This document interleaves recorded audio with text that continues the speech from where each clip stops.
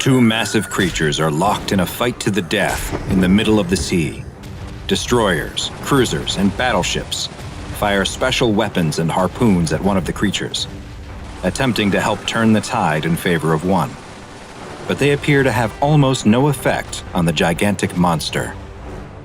Hi, I'm Dr. Bob, and this is SCP-3700, also known as the Tides of War. SCP-3700 is what the SCP Foundation has labeled an 800-kilometer circular area in the North Sea, located southeast of Iceland and north of the United Kingdom. The circle contains the Faroe, Orkney, and Shetland Islands.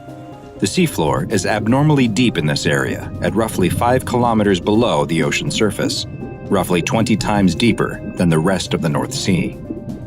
SCP-3700 experiences all kinds of strange, anomalous activity, including extreme weather and geological events. These are caused by the interaction between two separate entities, which have been designated as SCP-3700-1 and SCP-3700-2. SCP-3700-1 is an arthropod resembling the common lobster, except this crustacean is 6 kilometers long. It has a variety of blue, yellow, pink, and red markings carved into its carapace that resembles a woman's face. It has 6 arm-like limbs, 4 of which have claws, with 2 having club-like appendages on the end, and 8 legs. It also has 4 orange eyes at the end of stalks. 3701's carapace shows significant damage, with many scars, cracks, and even some holes that reveal its soft inner tissue. It has several anomalous capabilities that it uses in its battle against SCP-3700-2. Its 2 club-like appendages are capable of striking, but they also produce a cavitation bubble that generates a force equal to several tons of dynamite, similar to what the mantis shrimp is able to do, but on a much larger scale. 2 of its eyes are able to project concentrated blasts of gamma radiation, and it's able to stop storms or other weather phenomena. Despite being 6 kilometers long, 3701 can reach speeds faster than 100 kilometers per hour, and has even shown the ability to demanifest and disappear if it doesn't locate SCP-3700-2 within roughly 15 days after appearing. SCP-3701 appears to be friendly in nature and shows some small signs of intelligence. When accompanied by Foundation ships, it will either ignore them or provide a small amount of aid by helping to move disabled craft away from danger. After appearing, it travels the full 800-kilometer area of SCP-3700 in a spiral pattern from the center out toward the edge. Interestingly, the center is the exact center point between the 3 island chains located within the circle, and is home to numerous shipwrecks. Since being first discovered by the Foundation in 1922, 3701 has slowed down considerably in its movement and has lost a significant amount of mass. It was first measured at a length of 16 kilometers, a full 10 kilometers longer than its current state. It also appears weaker and seems to be having a much harder time subduing SCP-3700-2. SCP-3700-2, on the other hand, looks like it belongs to the family of ray-finned fish and has an appearance that closely resembles the pelican eel, except that it has 13 appendages encircling the middle section of its body. These appendages look like the tentacles of an octopus, complete with suckers, and can tuck them into its body when not in use. 3700-2 is currently 32 kilometers long, and opposite to SCP-3701, it is growing larger, having only been 300 meters long when first identified in 1945. Most of that length is the creature's whip-like tail that ends in a sharpened point. It's currently roughly 1 kilometer wide at its largest point, and each of its 13 tentacles is around 60 meters long.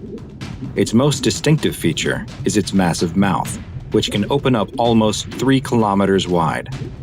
3702 is black in color, with white, purple, and red bioluminescent lines that resemble a man's face on either side of its torso. SCP-3702 can create sudden changes in the weather, generating huge storms and Category 5 hurricanes, as well as massive whirlpools that suck in any vessel within 150 meters, before grabbing them with its tentacles and tearing them apart. It's also able to produce high-energy sound waves and streams of blue fire from its mouth that it uses to destroy close-range targets. SCP-3702 appears at random locations within the 800-kilometer area, except during the spring and autumn equinoxes, when it appears at the exact center of SCP-3700.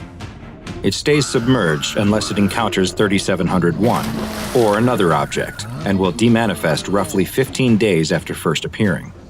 It's extremely hostile to any creature or object that approaches it, and has even been witnessed destroying entire pods of whales.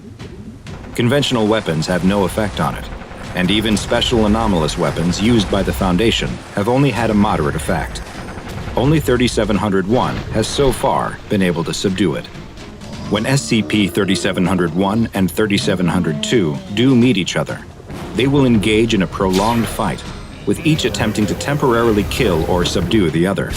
Historically, the winner of each contest would swap depending on which half of the year it was, with 3701 consistently winning during the Northern Hemisphere's spring and summer, and 3702 winning during the fall and winter. However, since the Foundation has begun implementing containment procedures, SCP-3701 has won the last 64 cycles in a row. A number of changes happen when one of the creatures wins. When 3701 is successful, major storms in the area immediately cease, crop yields double, and local oceanic life increases their reproductive rates by a factor of 3. This can lead to dead zones forming from the overpopulation of certain species of zooplankton. Erosion rates on the islands also increase by a factor of 5, which has led to the Foundation needing to bring in large amounts of dirt and sand in an attempt to combat it. When SCP-3702 wins and subdues or kills 3701, the weather becomes very dangerous, with powerful hurricanes and rapid temperature changes that can range from below 0 to over 28 degrees Celsius, capable of causing massive damage to buildings and huge losses of life. Travel by sea becomes extremely difficult due to huge waves and storm surges, making it difficult for supplies to reach the islands. Ocean food sources are driven from the area, and crop yields are reduced. Following its victory, 3702 does not demanifest, and instead continues to patrol the area and attack vessels, and will even approach the islands themselves. Foundation Naval Task Force Delta 7, nicknamed Northern Storm, is tasked with locating and assisting SCP-3701 in its struggle against 3702. Purchased from the United States military, it consists of 13 destroyers, 5 cruisers, and 15 smaller support craft. When Delta 7 locates SCP-3701, it will often acknowledge their presence by raising 2 of its claws into the air and clicking them while making a low, rumbling noise with its mouth. Delta 7 then accompanies SCP-3701 as it patrols its 800-kilometer area for 3702. Once the two meet, Delta 7 engages in Protocol Winter Maelstrom, where the destroyers shoot harpoon-based anchors into 3702's head, before moving in a circular pattern while they and battleships fire on it to ensure it can't orient itself. The cruisers, meanwhile, attempt to draw its attention by firing and moving in a serpentine pattern at a distance of 300 meters. The two creatures will battle, blasting each other with gamma radiation and powerful sound waves. They whip, bite, and club each other, cracking armor and ripping off tentacles and other appendages, until one finally stops moving and dissolves into the sea. Should SCP-3702 be successful in defeating 3701, then Project Tumult is activated, and the following procedures must take place.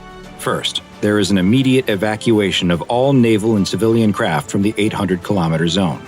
Next, all trade and ferry routes are stopped or rerouted for at least 6 months, and land-based aquatic defenses are activated. Aerial craft will continue to monitor and engage with 3702, while others continue to look for a reappearance of SCP-3701. Since it appears that SCP-3701 continues to physically degrade, and with the exact opposite being true for 3702, it's been proposed to let 3702 win and subdue 3701 twice every 5 years, despite the terrible effect on locals in the area. Though this plan has yet to be approved, It may be the only chance to stop 3702 from becoming so strong that 3701 is never able to defeat it again.